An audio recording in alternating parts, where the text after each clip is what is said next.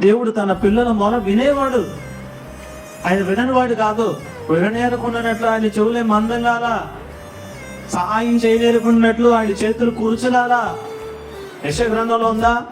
ఆయనకి మనకి మధ్యలో మన పాపములు దోషములు అడ్డుగా ఉన్నాయి. ఆ పాపాలు దోషాలు అడ్డుగా ఉండి నీ మొర ఆయన సన్నిధికి వెళ్లకుండా అవి చేస్తూ ఉన్నాయి. వాటిని ఎలా సరి చేసుకోవాలో దేవుడు నీకు తెలియజేస్తా ఉంటాడు.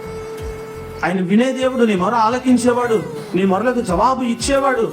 ఆయన కరుణ, ఆయన కృప ఆయన సన్నిధికి మన ప్రార్థనలు చేరేలా చేస్తుంది. వాస్తవానికి మన యెషయా గ్రంథం ప్రకారం మన పాపాలు దోషాలు అడ్డుగా ఉండి మన మొర ఆయన దగ్గరికి వెళ్ళబడదు. కానీ ఆయన కృప, ఆయన కనికరం నరావతారిగా ఈ భూమి మీదకు దిగి వచ్చి ఆ పాపాలు దోషాలు మన మీదకు ఉన్న, మనకి ఆయనకి మధ్యలో అడ్డుగా ఉన్న పాప దోషాలను బద్దలు చేయడానికి ఆయన శరీరధారిగా భూమి మీదకి వచ్చి ప్రాణం పెట్టి చనిపోయాడు. మన మీద పడాల్సిన శిక్షను ఆయన అనుభవించాడు. ఆ క్రీస్తు రక్తము ద్వారా ఈ పాప దోషాలు కడిగివేయబడినాయి. అనీతిమంతులుగా ఉన్న మనం నీతిమంతులుగా తీర్చబడ్డాం. నీతిమంతుల ప్రార్థన ఆయన ఆలకిస్తాడు.